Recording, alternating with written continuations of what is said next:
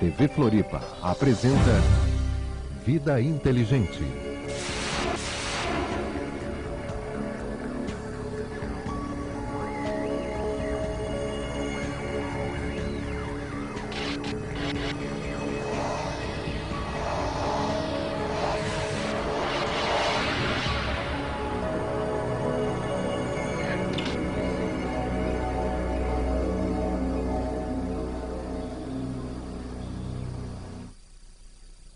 Boa noite, Brasil.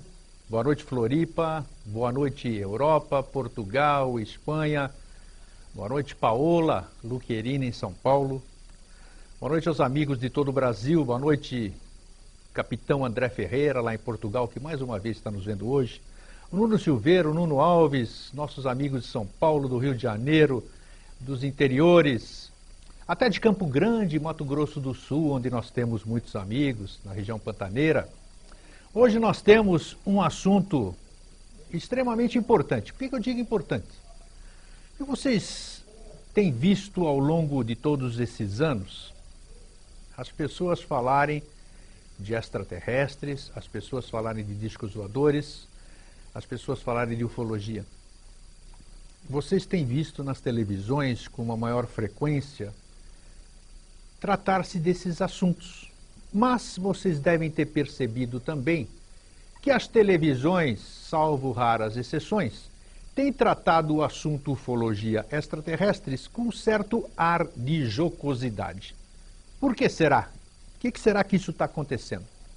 Bom, a gente tem percebido ao longo dos anos, pelo menos eu que já sou veterano da ufologia, estudo ufologia desde os meus 10 anos de idade, eu estou com 57, ou seja, 47 anos, lidando com esse fenômeno.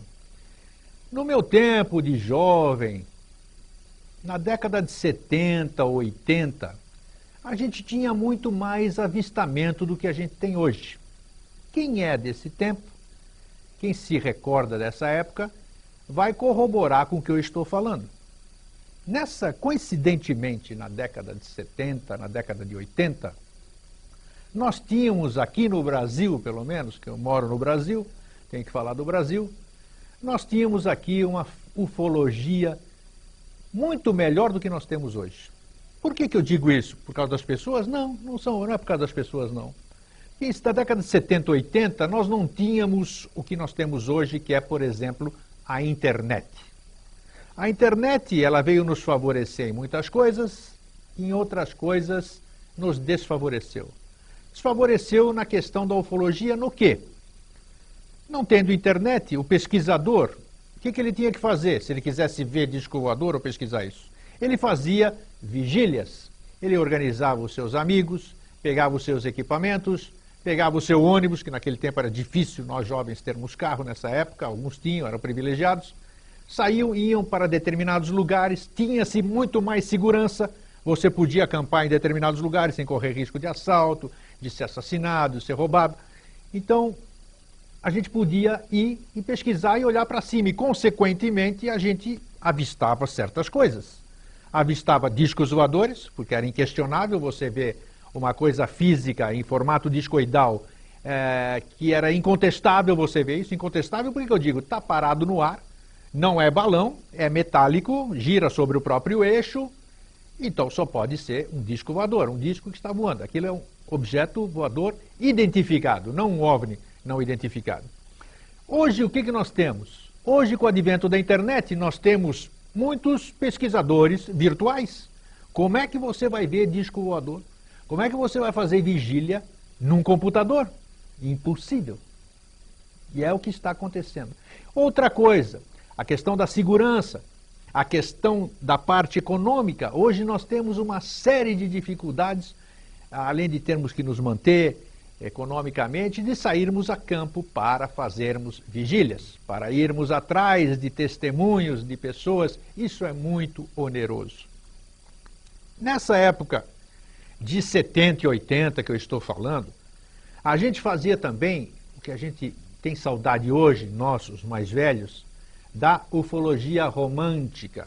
O que é ufologia romântica? É frescura? Não, não é frescura. A ufologia que era todos nós nos reuníamos, eu não na ocasião, porque eu era mais jovem que os demais e eu estudava mais sozinho, só vinha entrar no cenário mais para a década de 90, no cenário nacional. As pessoas participavam de congressos, as pessoas pesquisavam juntas, as pessoas compartilhavam suas pesquisas. Nós tínhamos eu, por exemplo, fui militante associado da querida APEX, do Dr. Max Berezovsky, Associação de Pesquisas Exológicas, lá na Lapa, e tinha tantos outros grupos, tantos ufólogos bons, queridos, José Flávio Pereira, Willy Wirtz, Carlos Alberto, o Birajara Franco Rodrigues, Claudeir Covo, essa turma da velha guarda, vamos dizer, eu estou deixando de citar uma série de nomes, que alguns hoje ainda atuam e outros desiludidos saíram da ufologia. Saíram, ou melhor, preferem não fazer ufologia. Hoje aqui no nosso programa Vida Inteligente, para falar de ufologia, depois dessa introdução que eu estou dando para vocês, e pedindo tardiamente desculpas por a gente não ter iniciado o nosso programa às 8 horas aqui no Brasil e meia-noite aí já em Portugal e Espanha, no exterior, isso acontece em televisão, o nosso perdão. Nós estamos trazendo hoje, vamos mostrar para vocês, uma entrevista feita o ano passado com um dos maiores ufólogos, pessoas, pesquisadores, um gentleman, um amigão, que estaria também participando conosco por telefone hoje, nesse período que eu estou falando, antes da gente colocar essa gravação feita o ano passado, mas impossibilitado que está por ser professor universitário, ele pediu desculpas de não poder estar participando ao vivo, mas o que vocês vão assistir daqui a pouquinho, eu tenho certeza que vocês vão gostar. Nós estamos trazendo para vocês a entrevista feita no ano passado em Varginha, do Dr. Ubirajara Franco Rodrigues. Ele é advogado, ele é pesquisador, ele é professor de universidade, uma pessoa seríssima, um pesquisador seríssimo, que tem muito conhecimento e que traz para nós hoje, para os neófitos, para os jovens, para os apreciadores, para os ufólogos, para os futuros ufólogos, noções de conduta, de pesquisa, de seriedade. Eu tenho absoluta certeza de que todos nós sairemos muito mais enriquecidos agora, daqui a pouco, com o que a gente vai ver. Quanto à questão da ufologia de hoje, eu estou afastado de muita gente. Hoje, infelizmente, nós temos no Brasil, eu não preciso omitir aqui na televisão, porque todo mundo sabe, os que frequentam as listas, nós temos muitas cisões dentro da ufologia, o que é lamentável, mas somos humanos, a gente está sujeito a essas diferenças, a essas posturas, a disputa de egos, a disputa de posições, a querer segurar para a gente determinadas lideranças. Então, hoje, para fazer com que isso volte ao seu normal, a ufologia romântica dos anos 70, 80, eu poderia dizer que no momento atual é impossível. Nós criamos há cerca de 3, 4 anos atrás, mais, a UFOBRAS, Ufologia Brasileira, Ufologia Integrada. A UFOBRAS é uma entidade sem papel, não está escrito em lugar nenhum, é ufologia comunitária, podemos dizer assim, onde, tentando resgatar essa ufologia romântica, onde cada um representa o todo na sua cidade. Ou seja, não tem chefe, não tem gerente, não tem cacique, é todo mundo índio, todo mundo representa esta UFOBRAS na sua cidade. Nós estamos com 240 associados, vamos dizer, no Brasil inteiro, alguns em países do exterior com língua latina, e se você quiser acessar, você vá no www.sosex.net e você acessa o site da UFOBRAS e você se filia. Bom, sem muitas delongas, eu vou ver se eu volto aí no fim da entrevista do Dr. Ubirajara. Eu passo para vocês agora, gostaria que a técnica colocasse no ar, e ouçam com atenção, porque é uma verdadeira aula de humildade, capacidade e ufologia. Vamos lá.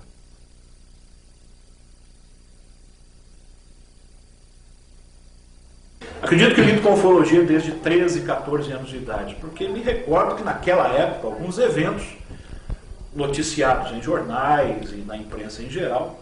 Alguns outros raros, envolvendo até pessoas mais próximas, me chamaram a atenção para um fenômeno que eu até então desprezava. Lia alguma coisa, já me dedicava a algum estudo, claro que muito modesto, de parapsicologia até antes disso, e achava fenômenos ufológicos algo absolutamente incongruente e fantasioso. Até que o teor dos depoimentos, demonstrando uma participação humana muito efetiva, quase que como uma interação perfeita, né, com os acontecimentos que estes depoentes diziam ter presenciado, isto então me chamou a atenção e me fez me dedicar aos poucos, até que resolvi virar aí um suposto ufólogo desde lá e venho trabalhando. Mas sempre com uma tentativa de descobrir, que é o que todos nós desde pequenos tentamos, o que haveria por trás ou por detrás desses fenômenos. Com o passar dos anos, fui obtendo uma espécie de impressão de que, como todo fenômeno complexo que ocorre no meio do homem, duas coisas já estavam sendo demonstradas, estavam evidentes demais para todos os pesquisadores, consequentemente para mim também. Essa interação entre o homem e o fenômeno a que eu me refiro veio demonstrar que já era bastante difícil nós separarmos o que poderia ser um acontecimento objetivo de uma realidade externa a nós daquilo que era produzido pelo próprio homem.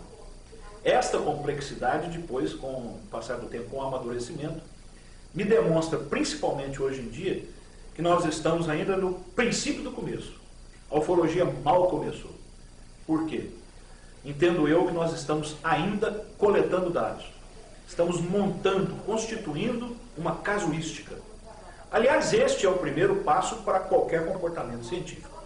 Sem a existência do fenômeno, não se pode trabalhar. Após a constituição da casuística, vem o lado mais difícil, na minha opinião, que é a análise de fato por fato, o enquadramento, a classificação, a detecção de detalhes desses fenômenos, para que se possa montar em cima disso uma nomenclatura correta, né? Sabermos como é o comportamento desse fenômeno para que nós possamos compreendê-lo. E a terceira fase, que esta, para mim, ainda está muito longe, muito distante, e que sem isso não se faz ciência definitivamente. O fenômeno precisa ser manipulado por nós, precisa ser reproduzido por nós, em laboratório, ou, no mínimo, precisa estar muito próximo do pesquisador para que ele possa ter um contato mais efetivo com ele. Na minha opinião, e isso é uma coisa até para desenvolver, se os senhores acharem interessante, é absolutamente impossível, na minha opinião. A ufologia está não apenas distante disso, mas não pode mais se iludir com isso. Resultado, por que então fazer-se ufologia? Por que estudar-se a ufologia? Porque nós temos uma coisa muito rica. A parte um acontecimento que possa provavelmente ser externo, que seria o que nós chamamos de disco voador, ou objeto voador não identificado, é o próprio depoimento humano. E este é que é o mais complicado. Hoje, ufologia, para mim, não deveria mais se chamar ufologia. Ela poderia, se nós quiséssemos muito bem, chamar-se psicologia, psicanálise, psiquiatria, física, astronomia, química, enfim, e todas as áreas das ciências já constituídas. Em resumo, a ufologia, para mim, hoje, é uma coleta de casuística. A partir disto, quando essa casuística se tornar mais séria, mais fundamentada, com casos de maior credibilidade, caso isso venha a ocorrer, aí nós, ufólogos, pelo menos enquanto não cientistas, deveremos sair de campo, assistir de camarote e deixar para lidar com o fenômeno aqueles que realmente são capazes disso, que são cientistas credenciados em cada uma das áreas da ciência. Ô Bira, você concorda que a ufologia, então, ela está num beco sem saída, porque não há condições de você reproduzir em laboratório, vamos dizer assim, o fenômeno, se aceitarmos que a hipótese extraterrestre é a correta para explicar? Pode ser que eu vá cair em contradição aqui agora, mas pretendo não. O que eu quis dizer, na verdade, é que o fenômeno, se nós sonharmos em manipulá-lo a tal ponto de compreendê-lo integralmente, isso realmente vai ficar difícil. Quando a gente menciona isso, a gente começa a falar em ciências naturais, antigamente chamadas de ciências exatas, como a física, a química e outras tantas, que exigem essa reprodução em laboratório. Ou seja, a ufologia teria que apanhar no disco voador e levar para dentro de casa, né? Mas, sendo até um pouco mais sério na minha resposta, se me permitem, me desculpam, nós temos sim como fazer uma análise laboratorial da ufologia, que é exatamente com o depoimento humano. E com alguns aspectos físicos dela também. Como o seu grupo, Stabolito, que se dedica muito à análise de fotografias, de filmes, a analisar, a estudar e examinar os depoimentos para fazer comparações, enquadramento de que tipo de fenômeno, em que tipo de fenômeno a testemunha se envolveu, acreditando que era algo estranho, extraordinário, mas que pode ter sido muito bem um fenômeno já conhecido.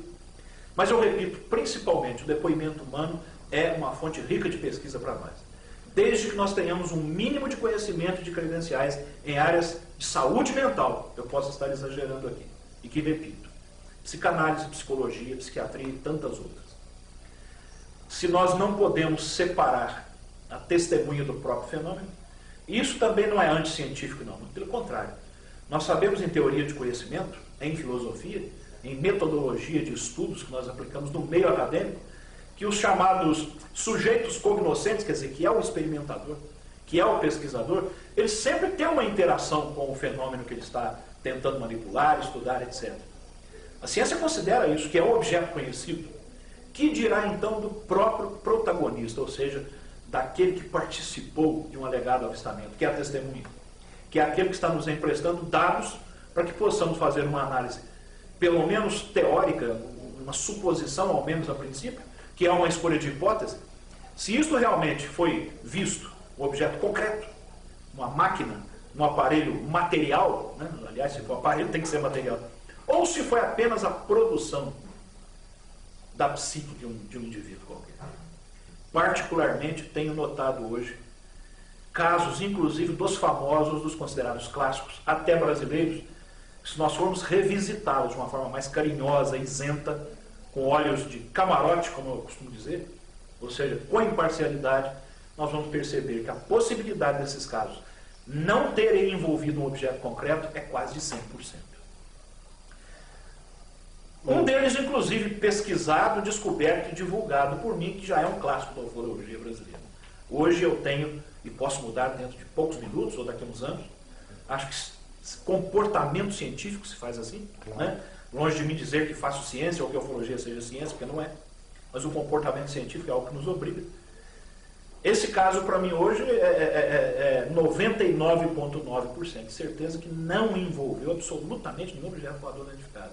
Muito menos uma abdução. Foi tudo produto do próprio psiquismo da testemunha em virtude de uma série de fatores complexos.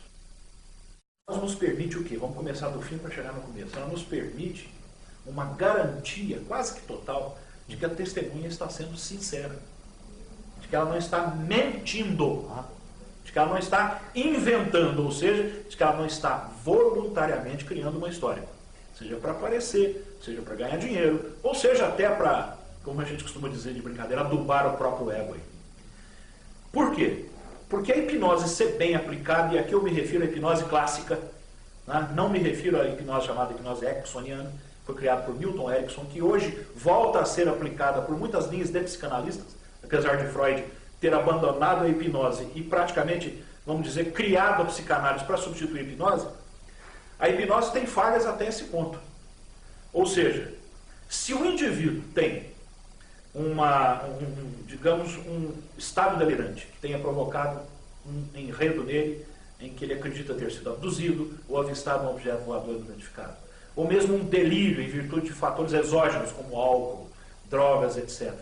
Ou até por uma questão de alucinação ou visão, que são atribuídas a distúrbios e a transtornos separados na classificação da psicanálise, mas que podem provocar no indivíduo uma situação completamente inexistente, mas que foi criada pelo seu próprio psiquismo, por uma série de fatores, até patológicos, até desequilíbrios e doenças.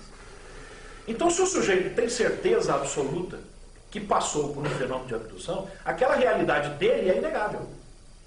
Só que é extrema e exclusivamente dele. Não aconteceu nada. Aconteceu apenas para ele, em virtude da produção do seu próprio psiquismo. Se a hipnose for bem aplicada, então ele estará sendo sincero.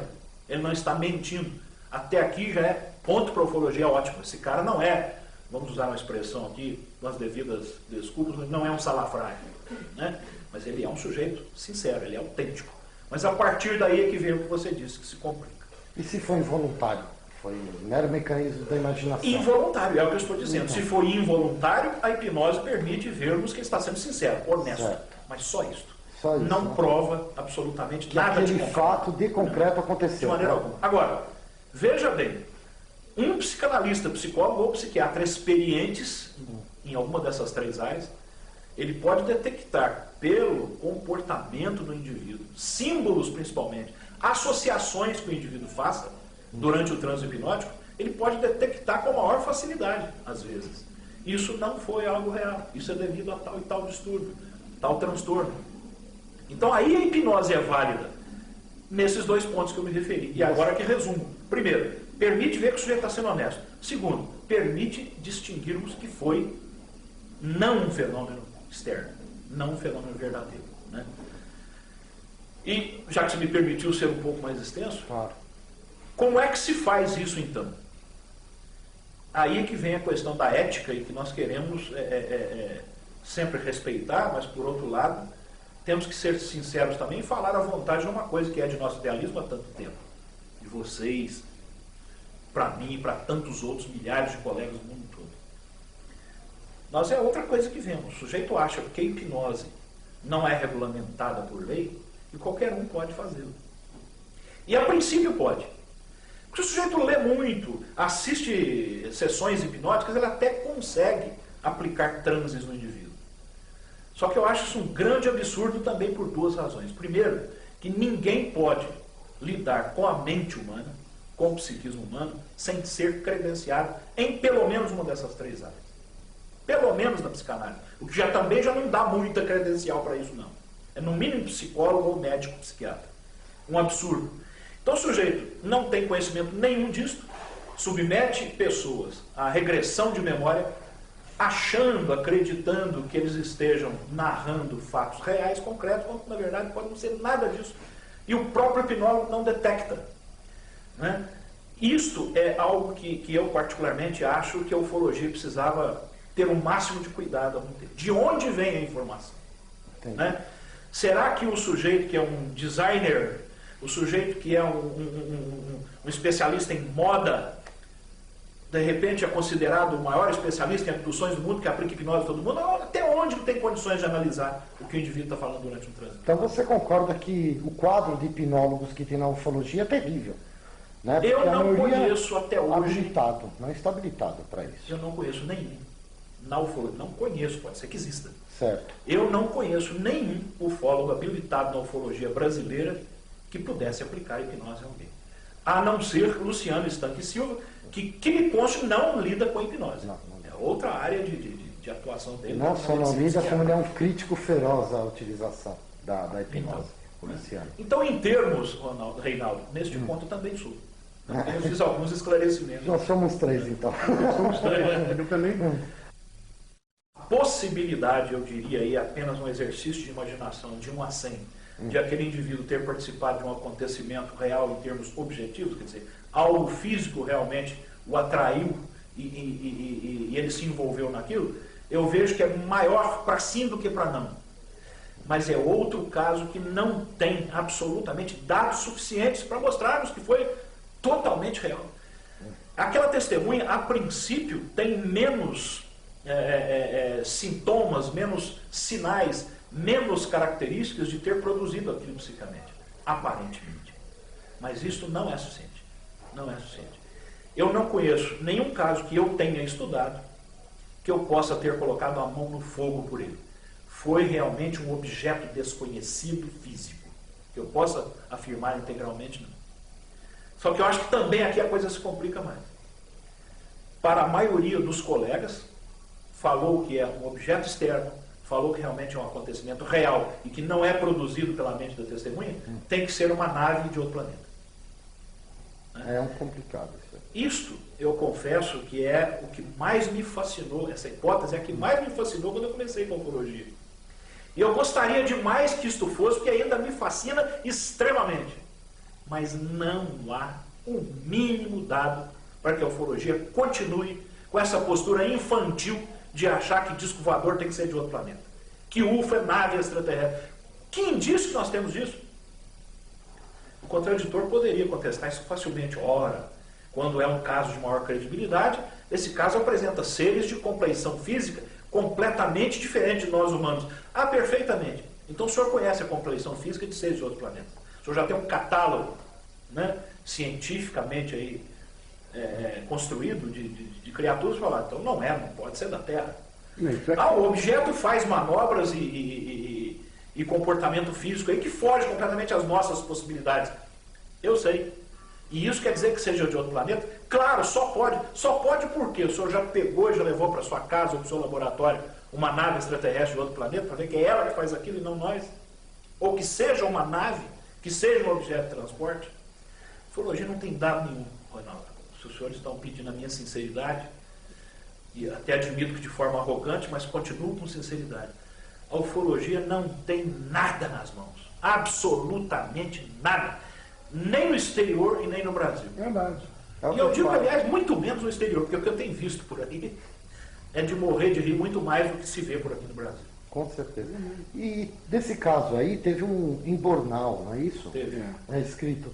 Que conclusão você chegou? Tem alguma relevância com o caso? Não foi? Foi? Não Sim, dá para tirar conclusão? Que tem a ligação com o caso, e eu posso afirmar que 100%, porque o sujeito disse que perdeu o embornal e não o achou exatamente no local em que ele alega que teria sido levado para o interior de objeto desse. Certo. Depois, tempos depois, esse embornal foi encontrado no local, exatamente no mesmo local, na nossa presença. As inscrições dele, que não existiam, evidentemente, porque o cara na época era praticamente analfabeto, não sei se hoje aprimorou a cultura dele, está coberto por caracteres hebraicos, onde a tradução demonstra uma mensagem de cunho filosófico, eu diria, que para nós, aparentemente, exotericamente, quer dizer, de uma forma clara, não diz nada. É apenas uma mensagem filosófica. Eu pergunto a vocês, foi encontrado naquele local, é escrito em hebraico, um monte de gente ainda escreve em hebraico, inclusive na forma arcaica no mundo todo. Basta querer. Isto quer dizer que veio de seres de outros planetas? Não, absolutamente. Também acho. Então o que nós temos em mãos? Uma série de casos interessantíssimos, curiosos, fascinantes sem dúvida, há casos extremamente fascinantes, mas que nos levam a quê? Apenas ainda àquele comecinho do início, a construção de uma casuística que ainda não nos permitiu detectar nada de concreto e nem de seguro a respeito do próprio fenômeno em si. A não ser que o 1%zinho que se admite hoje de casos dito autênticos está se espremendo cada vez mais. À medida que o tempo passa, que a nossa tecnologia se desenvolve, casos revisitados vão mostrando que não tinham absolutamente nada a ver com disco voador, com UFOs, muito menos com nada de outros planetas.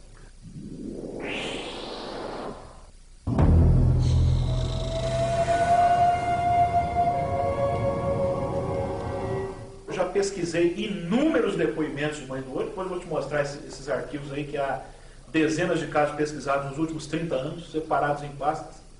Já vi um fenômeno que eu poderia dizer que era a Mãe do Ouro, porque me disseram é a Mãe do Ouro, só que nitidamente eram fenômenos elétricos. Eram fenômenos atmosféricos, atribuídos a fenômenos luminosos conhecidos conforme a constituição típica geológica do local, condições climáticas do dia, etc.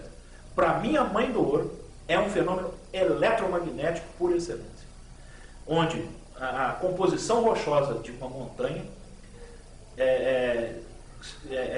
tem os polos em contraste com o polo contrário de outra montanha próxima, e conforme as condições atmosféricas, chuva, etc., ou tempestade elétrica, produz um efeito que é semelhante ao efeito corona, projeta aquela bola aquele raio circular no céu, ou raio bola, que é o famoso discutido até hoje, e se desvanece no outro topo de montanha, que geralmente a Mãe do Ouro, pelo folclore brasileiro, tem as características. É uma bola que sai de um topo de uma montanha e vai para outro topo de montanha. Né? Então, para mim, a possibilidade de ser um fenômeno natural é muito maior do que ser um fenômeno ainda desconhecido. Coisa parecida.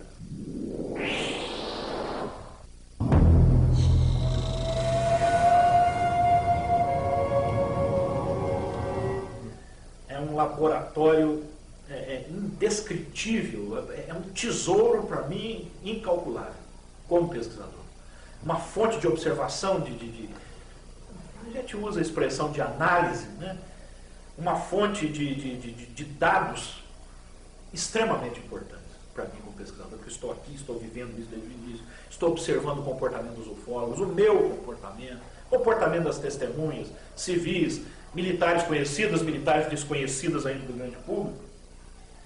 É um laboratório tão valioso para mim quanto foi o senhor Thomas Green Morton na área da parapsicologia. Eu hoje me considero um privilegiado de ter tido a oportunidade de conviver com esses dois fenômenos. Thomas Green Morton na parapsicologia e Caso Varginha na ufologia. O que eles me permitiram observar, e ainda vejo, tem inúmeras questões ainda a serem observadas daqui para frente. A cada momento que eu paro nesses dois fenômenos, ainda, entre aspas, descubro coisas novas, é indescritível. Inclusive como um modesto detentor de um curso de psicanálise que eu tenho. O caso Varginha, para mim, que eu não vou repetir aqui, que todo mundo está careca de saber no mundo inteiro, eu só chamo a atenção para uma coisa que eu também já chamei em outras ocasiões.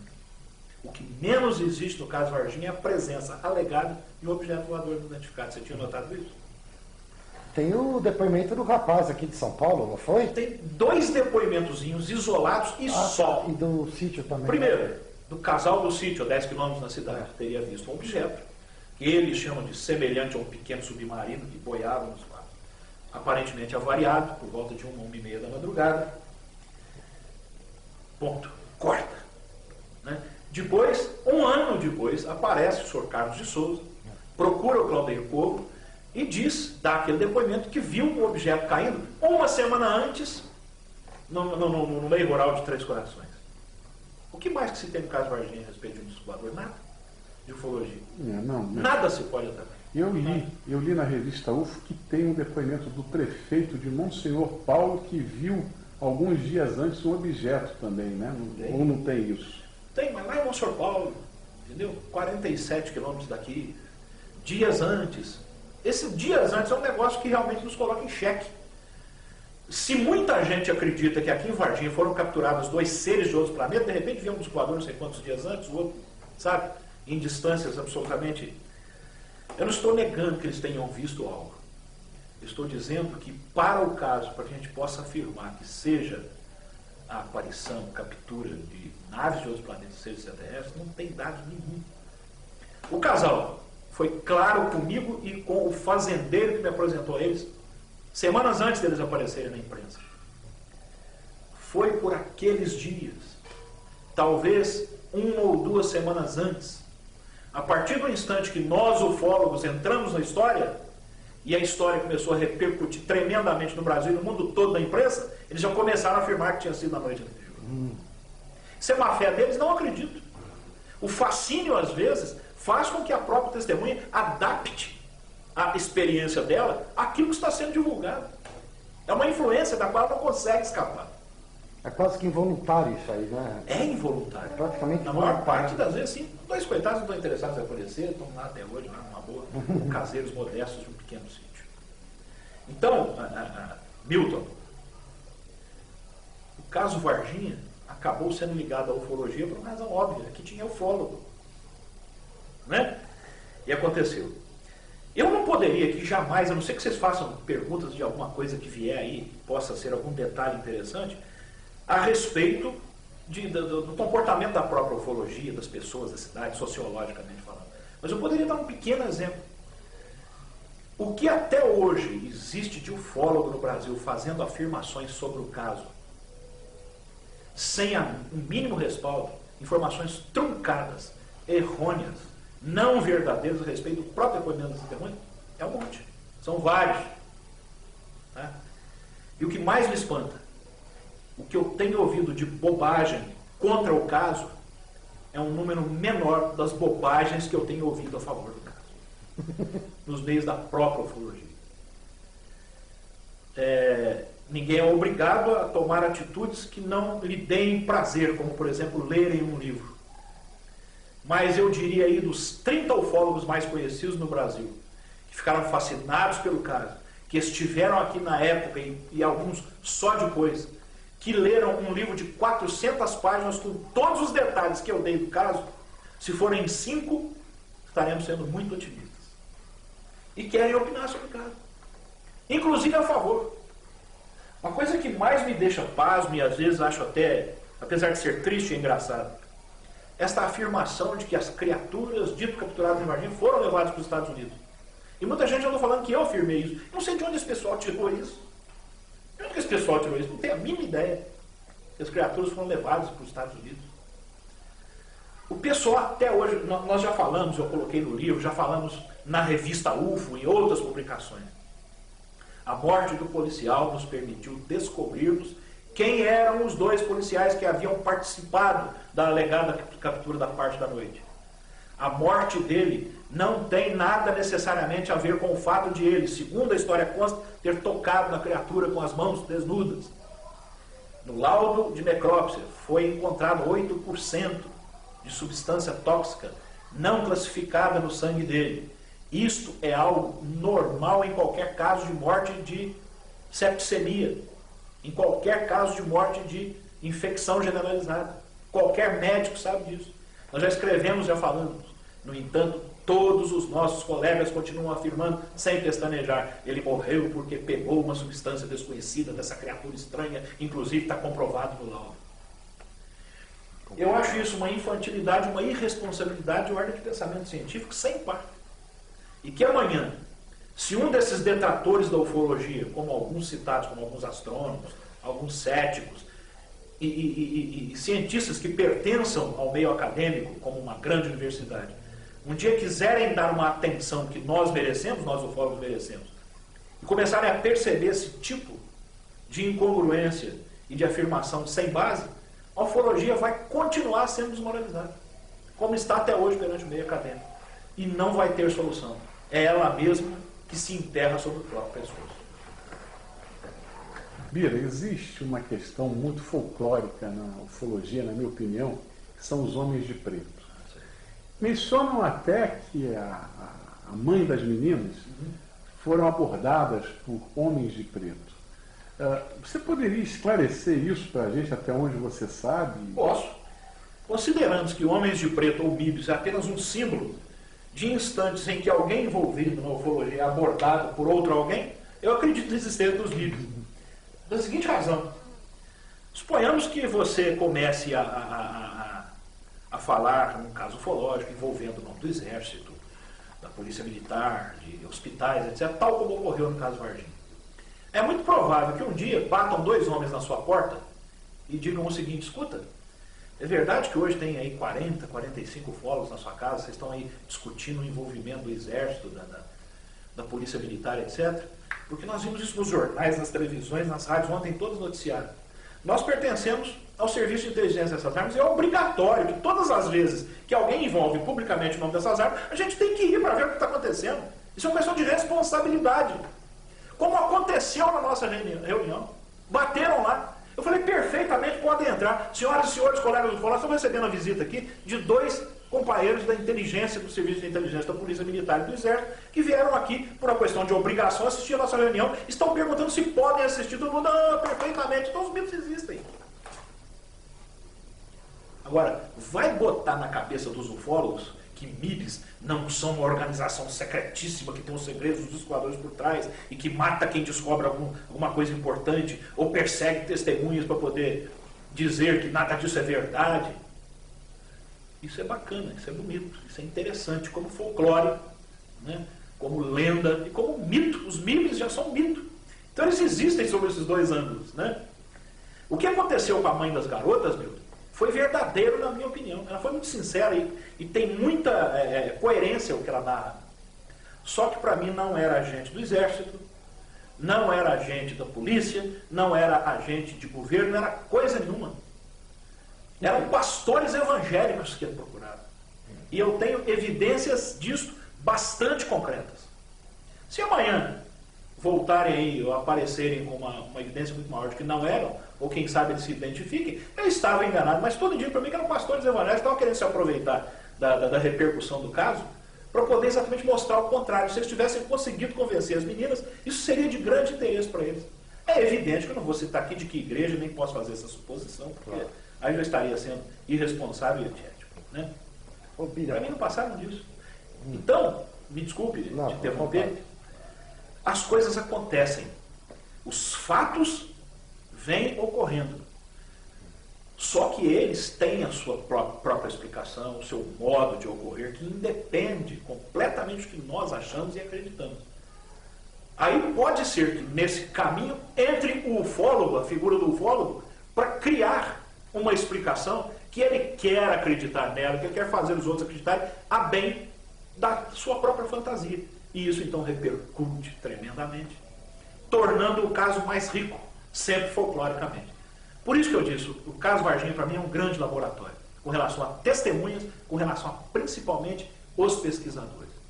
Eu sempre havia ouvido falar, e nunca neguei, né, teoricamente isso é demonstrável, que o pesquisador influencia na testemunha de tal forma a criar uma situação completamente deturpada e levar para um outro mundo. Eu nunca senti isso tão na pele como senti no caso de Varginha também. Né? Até das testemunhas mais humildes e mais autênticas. Hoje, muitas delas estão naquela fase que todo ufólogo deve conhecer. A testemunha começa com a fase do impacto psicológico, do susto, do trauma do fato em si, seja o fato que for, quando ela é, pelo menos, de credibilidade. Depois, ela parte para a fase do fascínio, né? Que ela começa a ouvir, que ela começa a pensar, a raciocinar, a fazer as suas próprias hipóteses e a ouvir as hipóteses de terceiros. Então ela fica fascinada, a cabeça dela se confunde, ela começa realmente a achar que pode ter participado de algo extraordinariamente incomum. E a última fase que todo ufólogo deve saber é a fase do estrelismo.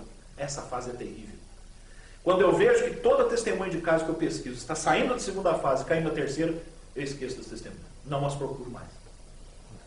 Hoje, para ser bem sincero, se cair novamente um caso de abdução na minha mão, ou semelhante a caso Varginha, sei lá, um caso em que precise ter um contato maior com a testemunha, eu vou tomar o devido cuidado de levar outros profissionais da área junto comigo. Não. Estou usando das minhas pesquisas anteriores hoje para tentar corrigir certos erros que eu acho que não podem ser cometidos. Eu já vi o ufólogo falando para testemunha: o senhor ouviu um objeto voador identificado ontem? Vi. Por favor, me descreva, me faça uma comparação, uma associação com algo que o senhor conheça que poderia parecer aquele objeto. Com a finalidade de a gente ter a aparência daquilo que foi visto. A testemunha põe a mão na cabeça e pensa por poucos segundos, o ufólogo imediatamente vira para ela: parecia um vagão de trem? Parecia um submarino? Parecia um disco? Ah, parecia. Maior indução pega esse depoimento e possível. joga no lixo que não vale mais nada. Maior indução Não possível. vale mais nada. Ô, Bira, quando nós estávamos vindo para cá, aqui na cidade de Varginha, por sinal nós encontramos uns alunos seus e tal, né? E nós perguntamos para eles, de forma informal: e aí, tudo bem, pessoal? O que vocês acham do caso Varginha? Aí um dos meninos falou: olha, tem um rapaz deficiente que talvez, ele não afirmou, talvez pudesse ter sido isso que as meninas viram. O que você tem a dizer sobre isso? Você chegou a lidar com essa hipótese na época das investigações? Evidentemente, esse cara que é o Luizinho, né? Certo. Esse Luizinho é realmente uma figura quase que popular em Varginha, conhecido de toda a cidade, porque ele anda pela cidade há anos, todos os bairros. Certo. Ele é extremamente magro e é aparentemente normal, em termos fisionômicos. Ele é muito magro, mas não tem nenhuma deformidade física nem nada, absolutamente. Ele é bem magrinho. E em virtude de ser autista, ele de vez em quando se agacha no chão, fica mexendo no chão, etc. Né? Fica falando sozinho, pega pingas de cigarro e tal. E ele mora na frente, em frente do terreno em que as meninas avistaram o alegado ser, suposto ser. A primeira coisa que eu perguntei para ela foi a primeira pergunta. Vocês não viram, foi um sujeitinho assim, assado? Vira a mais velha, a Kátia, e fala: o Luizinho, sem eu falar do nome. Eu não estou acostumado a dar cigarro pro Luizinho, todas as vezes que eu passo por aqui, porque ela sempre cortava o cabelo por lá. Imagina se eu ia confundir aquilo com o Luizinho. Né? Entendi. Agora, deve ser desprezado isso? De maneira alguma, tem que compor as hipóteses, sim. Por que não? Nós não temos dados para falar qual é essa hipótese. Nós temos um amontoado de fatos envolvendo um grande contexto. Né? Só que, aqui eu até me arvoraria fazer uma defesa do caso Varginha, rápida. bastante por singelo. favor, à vontade. Vontade. Se o caso Varginha fosse apenas o depoimento de 3 garotas, como todo mundo continua insistindo por achar que é, seria uma maravilha, já estaria resolvido. Já estaria resolvido, né? Estaria resolvido. Certo. Bira, você chegou também a lidar com os bombeiros. Em momento algum você conseguiu algum retorno positivo deles? No sentido de que houve alguma coisa, alguma captura? Sim, aqui eu devo me limitar a te dizer uma coisa, já que inclusive você conhece algum material. Ah, Quando nós falamos quando nós falamos Pode. não, pode deixar. Quando nós falamos em testemunhas que ainda não foram mostradas a público, nós estamos falando realmente em depoimentos de gente da Polícia Militar, do Exército e do Corpo de Bombeiros. Eu gostaria de me limitar a isso. certo. Beleza. O Birajara falou qual o caso que mais deu trabalho na investigação e qual o caso que mais gostou de pesquisar. Comentou sobre seu interesse pela paranormalidade e sua conexão com a ufologia. Também reforçou a necessidade da ufologia se basear em pesquisa metodológica com critérios científicos. O caso que mais me deu trabalho foi o caso de Geraldo Bichara. O caso que eu mais gostei de investigar, pelo fascínio, pelo enredo interessante, foi o caso de Baipendi. E Varginha, não? O caso de Varginha está nesse índice. Você me perguntou qual é o mais assim, qual é o mais assado, eu respondi. Varginha é um caso que não me fascina tanto quanto o de Baipendi e nem me deu tanto trabalho quanto o do Geraldo Bichara. Bira, você também lida com paranormalidade, né? Isso você se interessa por isso, né? Eu diria, Reinaldo, até interrompendo a sua pergunta para que você continue. Me interesso de algum tempo para cá mais pela paranormalidade do que pela ufologia. Não que eu esteja desprezando essa segunda. Não, claro. Mas me fascina mais a paranormalidade. E você acha que existe algum tipo de conexão entre essas duas áreas? Acho. O sujeito pode... A parapsicologia não é nada mais, nada menos do que a transposição dos conceitos científicos para fenômenos que estão acontecendo que são incomuns. Certo. Ou pelo menos considerados incomuns. A pessoa pode demonstrar, às vezes, conhecimentos que ela aparentemente nunca tem obtido, adquirido, né, pelas condições normais, né, escolas, livros, contatos mais metodológicos e tal.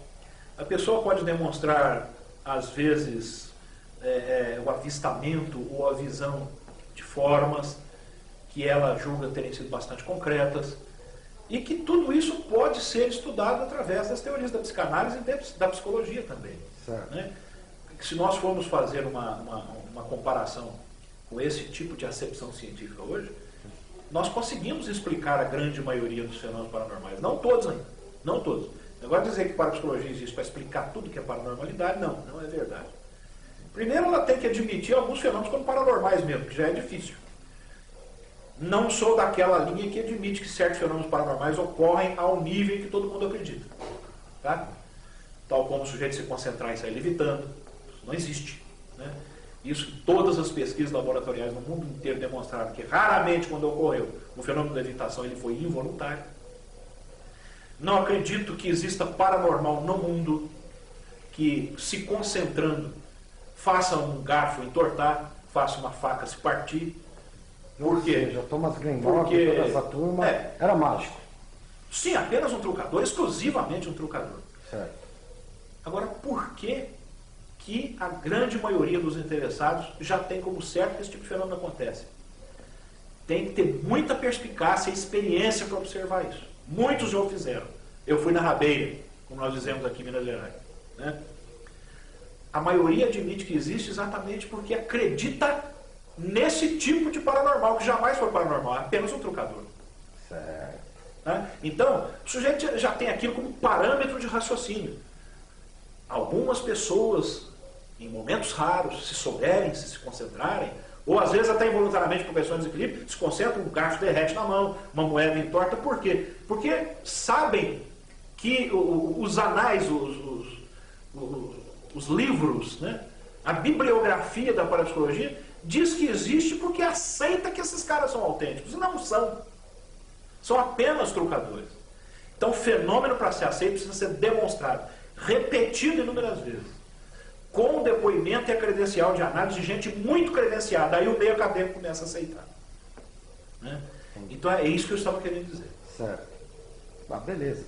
Eu fiz essa pergunta porque tem gente que costuma alegar na casuística ufológica que depois do seu contato passou a desenvolver clarividência, paranormalidade. Exato. No entanto, eu nunca vi qualquer detalhe concreto que isso tenha acontecido. Agora eu vejo realmente que a maior parte das testemunhas dizem isso. Por quê? Por questão psicológica. Esse fascínio se transforma em muito mais. Aí o negócio começa a se complicar. Né? O outro mundo fantasioso que uma pessoa dessa constrói, às vezes até como autodefesa, em virtude do impacto pelo qual ela passou, que sabe-se lá o que foi, ela constrói esse tipo de coisa. Ela começa a acreditar, ela começa a achar que tem previsões, premonições ou precognições que ela acha que teve, mas que na verdade foi uma associação posterior que ela fez e ela acreditou que foi uma previsão e não foi. Né? Então eu acho que está ligado sim, mas por questão meramente psicológica e não concreta dela. Bira, você tem algum recado para dar para o pessoal, final? Principalmente que se interessa por ufologia? Eu queria fazer uma pergunta Então, para ele também. deixa eu botar, Antes disso. Essa seria a pergunta final, mas antes disso, vai. eu queria perguntar, durante esses anos todos que você investigou ufologia, você se dedicou a isso, o que você aprendeu, o que isso te acrescentou, o que isso preencheu na sua vida? Que o ser humano é fascinante. E que se por um acaso realmente existir um fenômeno aí que ainda nós não conhecemos, vamos dar um ponto para o fenômeno externo pela realidade objetiva dele, ele significará uma mudança radical dos conhecimentos científicos, principalmente filosóficos humanos. Essa simples hipótese é maravilhosa. Ela nos dá prazer. Ela faz com que o nosso cérebro funcione. A gente fica fascinado com isso. E quando isso acontece, é o primeiro passo para se evoluir na aquisição do conhecimento. Que beleza. Ficou bom. E um recado final? Tem um recado final para dar? Na verdade, seria esse. O recado final é de entre os tantos milhares de ufólogos brasileiros e mundiais. Dizem que um positivismo exagerado é negativo, não é tão proveitoso. Também acho. Dizem que o radicalismo, não como sinônimo de ir à raiz, né, de ser crítico, que é algo que nós devemos ser, mas o radicalismo a ponto de querer negar tudo, achar que tudo é bobagem, também seja negativo, e eu também concordo. Para isso nós precisamos ter a mente aberta, dar um tratamento holístico ao fenômeno. Só que hoje o pessoal está dizendo que tratamento holístico é você querer fazer um emaranhado terrível num novelo de lã que ninguém vai conseguir desfazer os inúmeros nós, misturando ciência, religião, misticismo, esoterismo e sabe-se lá mais o que. Conhecimento verdadeiro é aquele adquirido passo a passo, gradativamente, metodologicamente. É por isso que você cursou uma universidade no Brasil e no exterior. É por isso que nós também o fizemos. Ou seja, é por isso que nós cursamos as escolas desde pequenininhos, desde o jardim da infância para chegar na universidade, depois nos pós-doutorados, etc. Né? Só a ciência permite com que o homem compreenda as coisas. Se o homem quiser sentir, entender, dar meras opiniões, transcender, criar o seu mundo próprio, que ele chama no final das contas de mundo espiritual, ninguém pode contestar, ninguém pode censurar e deve respeitar. Mas dizer que isso traga compreensão de algum fenômeno, dizer que isso traga conhecimento verdadeiro para ter um contato do homem com a realidade externa universal com a qual ele precisa ter, não. Ufólogos novos, dediquem-se à ciência, ao estudo metodológico, mesmo que um dia você chegue a 50, 60 anos de idade e acredite, não descobri nada ainda. Pesquisei tantos milhares de casos, fui para a serra milhares de vezes, agora só me resta dizer, eles estão conduzindo a mim nas minhas pesquisas. Sai dessa, isso é fantasia, isso não é postura correta e nem sóbria que faça a ufologia ser respeitada.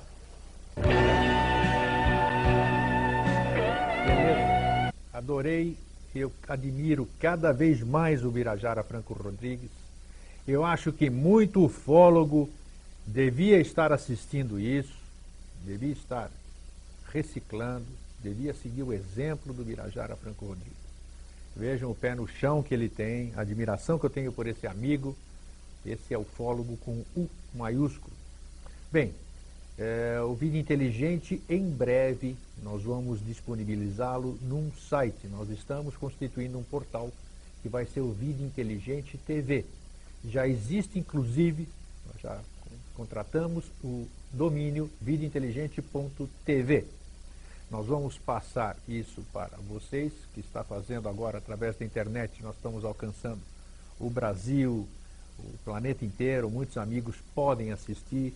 Em breve nós vamos poder aqui, enquanto passava o documentário do Birajara, eu fui no computador e respondi alguns e-mails que já tinha, gente falando do programa.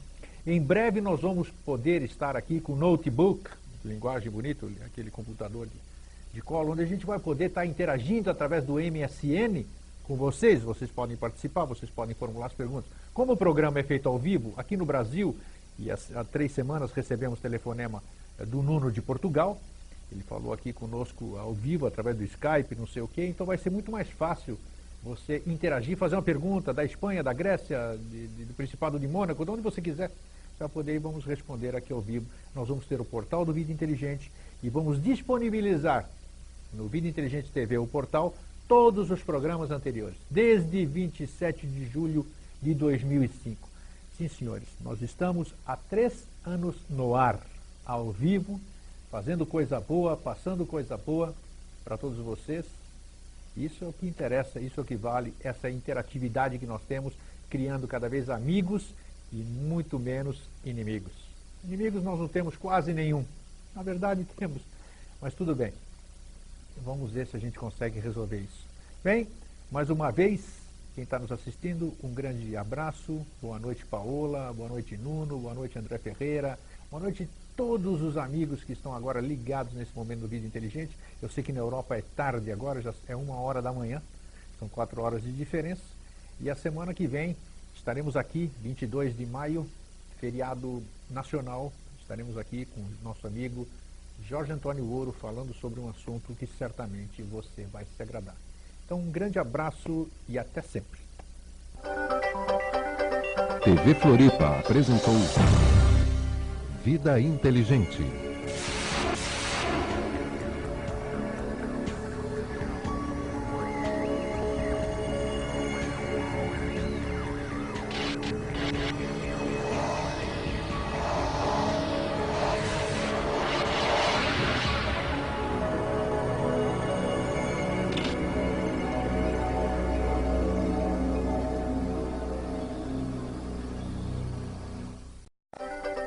TV Floripa apresenta Vida Inteligente.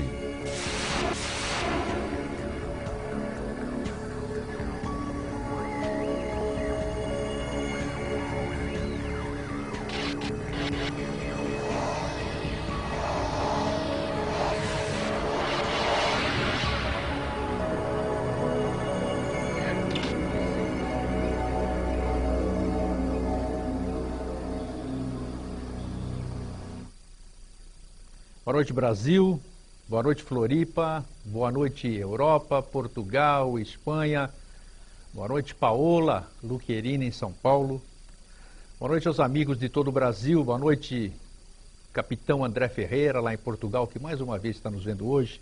O Nuno Silveira, o Nuno Alves, nossos amigos de São Paulo, do Rio de Janeiro, dos interiores, até de Campo Grande, Mato Grosso do Sul, onde nós temos muitos amigos, na região pantaneira.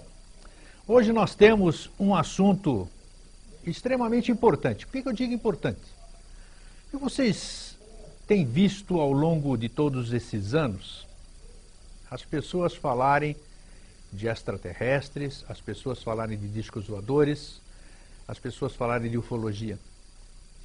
Vocês têm visto nas televisões com uma maior frequência tratar-se desses assuntos.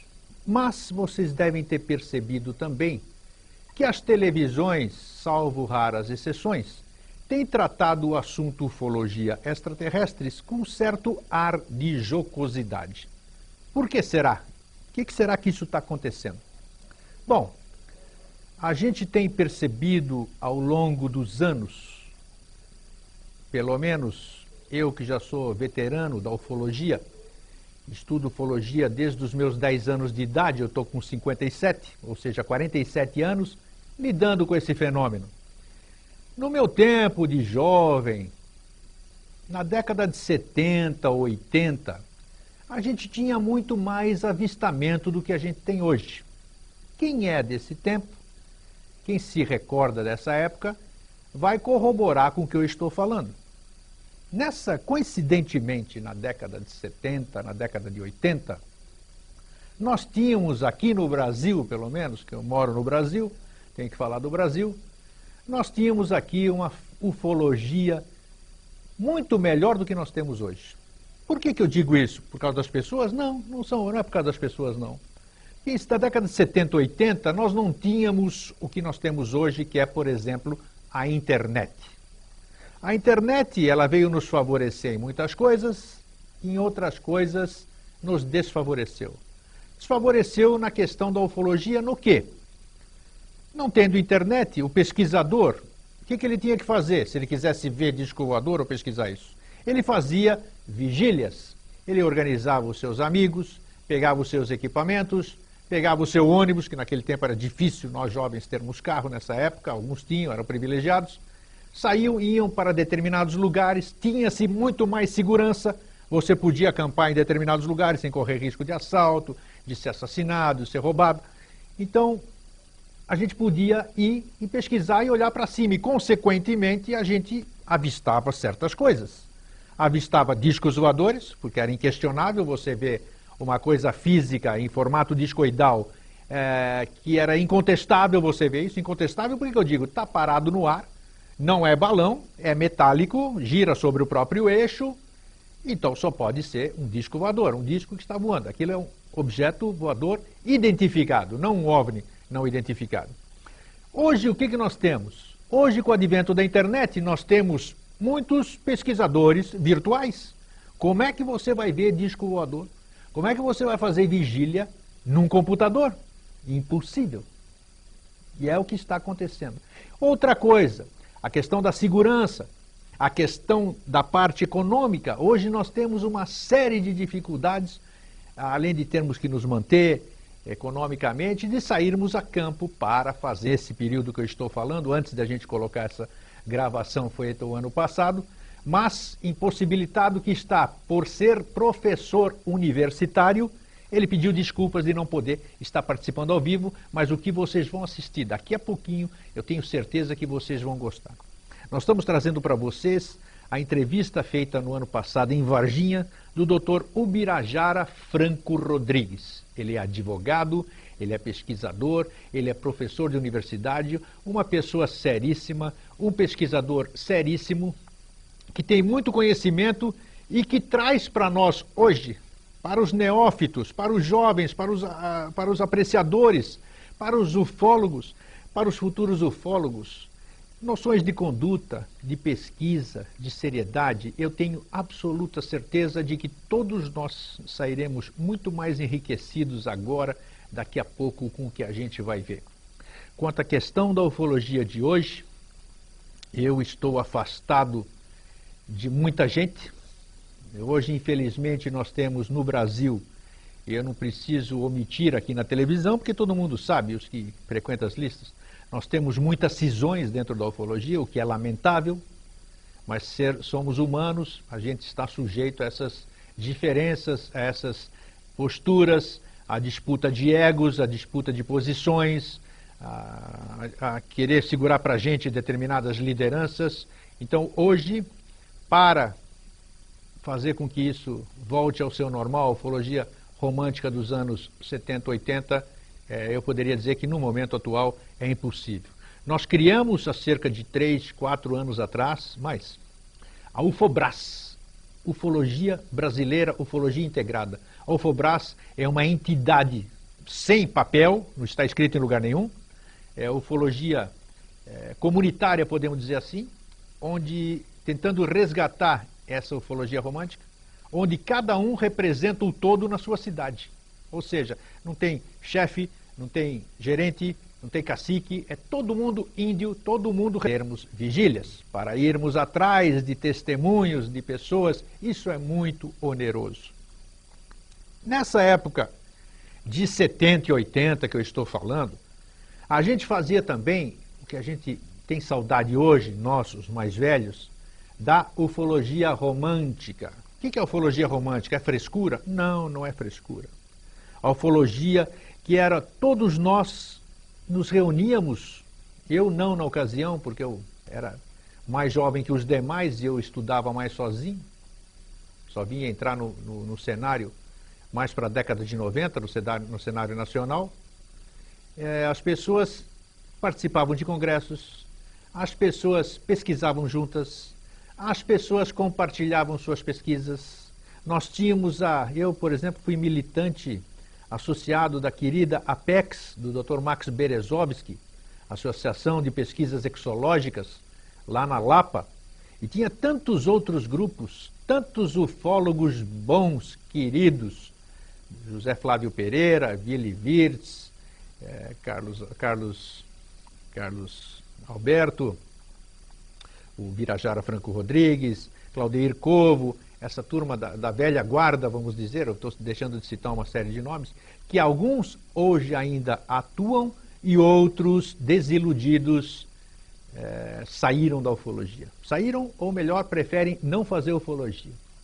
Hoje aqui no nosso programa Vida Inteligente, para falar de ufologia, depois dessa introdução que eu estou dando para vocês, e pedindo tardiamente desculpas por a gente não ter iniciado o nosso programa às 8 horas aqui no Brasil, e meia-noite aí já em Portugal, Espanha, no exterior, isso acontece em televisão, o nosso perdão. Nós estamos trazendo hoje, vamos mostrar para vocês, uma entrevista feita o ano passado com um dos maiores ufólogos, pessoas, pesquisadores, um gentleman, um amigão, que estaria também participando conosco por telefone hoje, representa esta Ufobras na sua cidade. Nós estamos com 240 associados, vamos dizer, no Brasil inteiro, alguns em países do exterior com língua latina, e se você quiser acessar, você vá no www.sosex.net e você acessa o site da Ufobras e você se filia. Bom, sem muitas delongas, eu vou ver se eu volto aí no fim da entrevista do Dr. Birajara. Eu passo para vocês agora, gostaria que a técnica colocasse no ar, e ouçam com atenção, porque é uma verdadeira aula de humildade, capacidade e ufologia. Vamos lá.